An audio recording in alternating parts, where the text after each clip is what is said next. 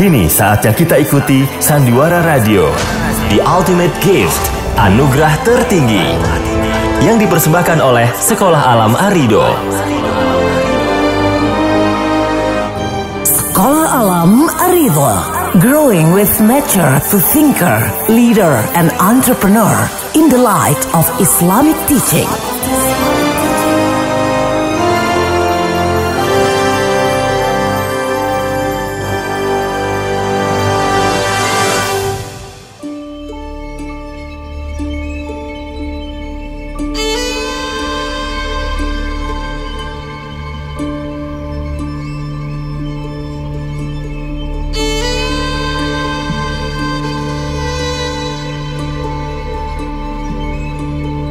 Di episode sebelumnya dikisahkan, dalam rekaman video wasiatnya yang ketiga, Red Stevens memberi tugas kepada Jason untuk merenung dan mengamati hal-hal apa saja yang menjadi prinsip dan dasar dari sebuah persahabatan sejati.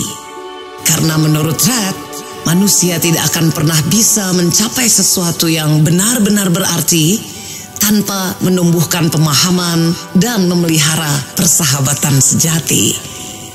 Dan seperti biasanya, di akhir bulan, Jason harus melaporkan hasilnya kepada Mr. Hamilton.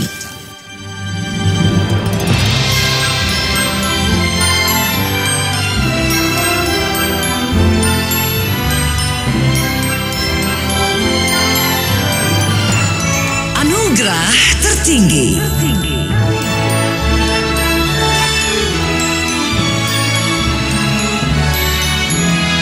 Sebuah kisah yang menginspirasi perasaan penuh syukur, yang diadaptasi dari karya Jim Stovall, The Ultimate Gift. Diperankan oleh A.O. sebagai Mr. Hamilton, Tina Rahma sebagai Miss Margaret Hastings, Yoli Yohandi sebagai Jason Stevens, Alfie sebagai Red Stevens. Diproduksi oleh Gria Mahakarya.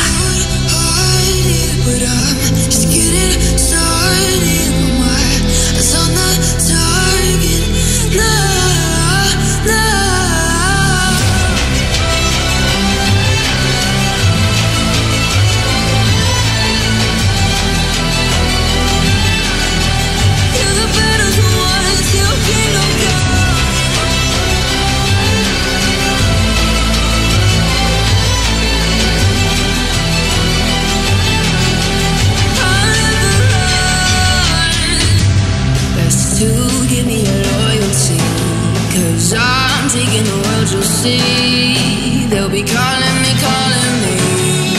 they'll be calling me royalty.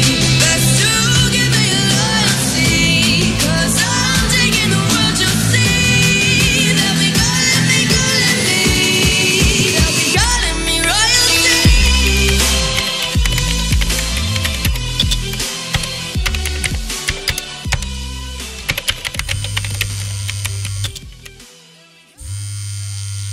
Ya, Miss Hastings? Maafkan saya karena telah mengganggu Anda, Tuan Hamilton. Tapi seperti yang sudah saya sampaikan kemarin, agenda Anda siang ini adalah bertemu dengan Jason. Dan sekarang dia sudah menunggu Anda di ruang konferensi. Oh, oke. Terima kasih, Miss Hastings. Sampai ketemu sebentar lagi di ruang konferensi kalau begitu. Baik, Tuan Hamilton.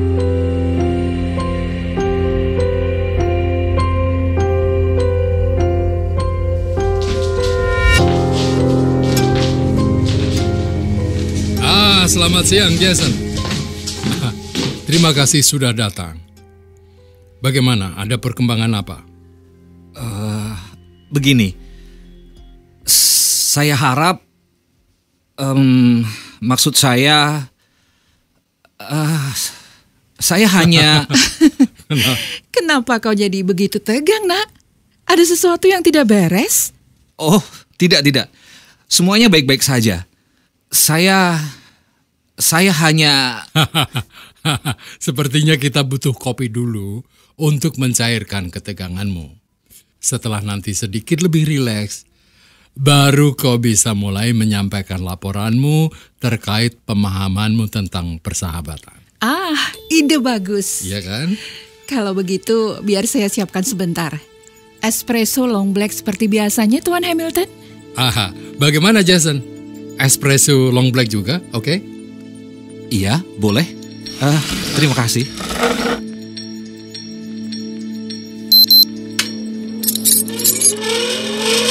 Dengan cekatan, Miss Hastings segera menyiapkan 2 cangkir espresso long black menggunakan coffee maker elektrik yang terletak di sudut ruang konferensi itu.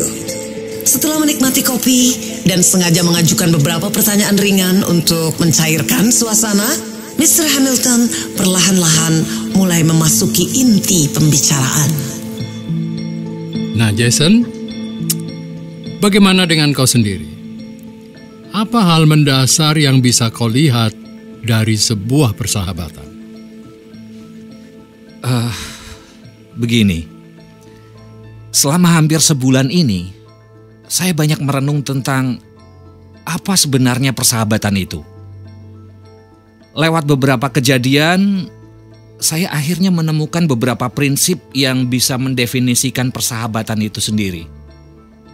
Setidaknya ada beberapa faktor yang menurut saya bisa dijadikan sebagai tolok ukur dalam sebuah hubungan sehingga hubungan itu bisa dikategorikan sebagai sebuah persahabatan. Oke. Lalu apa saja faktor yang menurutmu bisa kita jadikan sebagai tolok ukurnya? Banyak sebenarnya.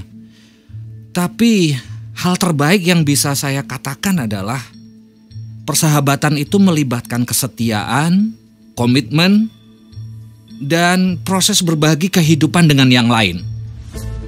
Sebenarnya persahabatan bahkan lebih dalam lagi daripada itu. Tapi sulit rasanya buat saya untuk mengungkapkannya dengan kata-kata, Tuan Hamilton.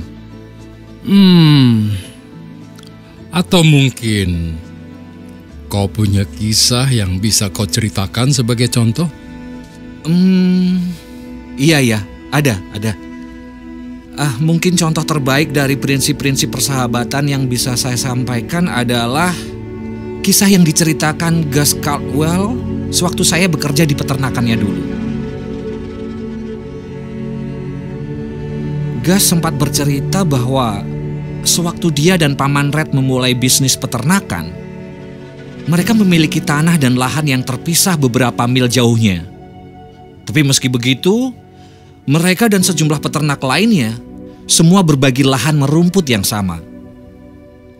Yang membuat saya terkesan adalah di setiap musim semi, semua peternak mengumpulkan ternak-ternaknya dan mengecap setiap hewan ternak muda sesuai dengan cap induknya. Nah ternyata sejak awal, Gus merasa prihatin. Dia sangat khawatir kalau Paman Red tidak akan berhasil sebagai peternak. Nah, jadi selama pengumpulan 1 tahun, Gus mengecap ternak muda miliknya dengan cap peternakan Paman Red. Gus bilang, dengan cara itu, dia bisa memberikan lebih dari 30 hewan ternak muda pada Paman Red. Tapi ada hal aneh yang terjadi. Sewaktu Gus menghitung hewan ternaknya pada akhir masa pengumpulan, jumlah hewan ternak Gus bukannya berkurang 30, tapi justru malah bertambah. Tambahannya tidak tanggung-tanggung. Jumlah ternak Gus menjadi 50 ekor lebih banyak ketimbang yang seharusnya. Bertahun-tahun Gus bingung dengan kejadian itu. Sampai suatu saat ketika mereka sedang memancing, Paman Red menceritakan kejadian yang sebenarnya. Rupanya Paman Red juga memiliki kekhawatiran yang sama pada Gus. Paman Red juga khawatir kalau Gus tidak akan berhasil sebagai peternak. Karena itulah Paman Red mengecap sejumlah ternak mudanya dengan cap Gus Caldwell.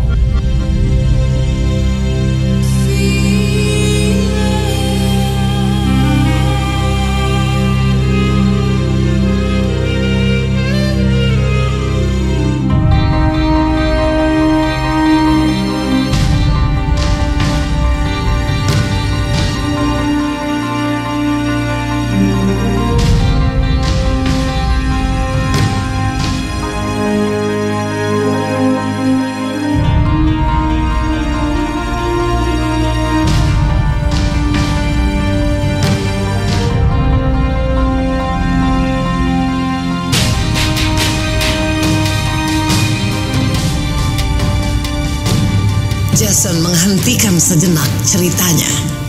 Dia menatap Mr. Hamilton dan Miss Hastings. Ada keraguan yang terpancar jelas di mata anak muda itu. Baginya, yang selama ini hanya mengukur segalanya dari materi, cerita tentang pamannya dan Gus Cardwell itu adalah kisah paling tepat yang bisa menjabarkan pengertiannya tentang elemen dari persahabatan. Nah, bagaimanakah kisah selanjutnya? Apakah menurut Mr. Hamilton, cerita yang disampaikan Jason itu sudah bisa memenuhi wasiat Red Stevens terkait nilai dari persahabatan? Nantikan di Ultimate Gift, Anugerah Tertinggi, episode yang akan datang. Sampai jumpa.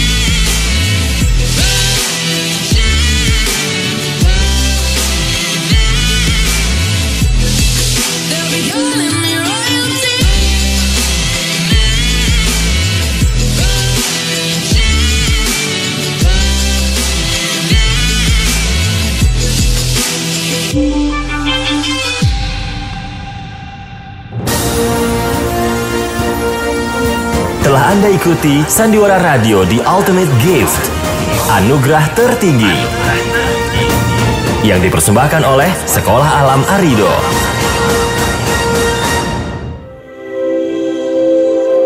Allah telah menyebutkan dalam surat Ar-Rum ayat 41, telah nampak kerusakan di darat dan di laut disebabkan karena perbuatan tangan manusia, supaya Allah merasakan kepada mereka sebagian dari akibat perbuatan mereka, agar mereka kembali ke jalan yang benar.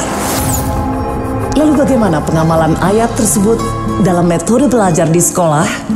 Inilah Ibu Mia Inayati, Direktur Sekolah Alam Arido. Alam tak kambang menjadi guru. Pepatah ini sangat tepat menggambarkan metode belajar kami. Anak-anak setiap hari bersentuhan langsung dengan alam.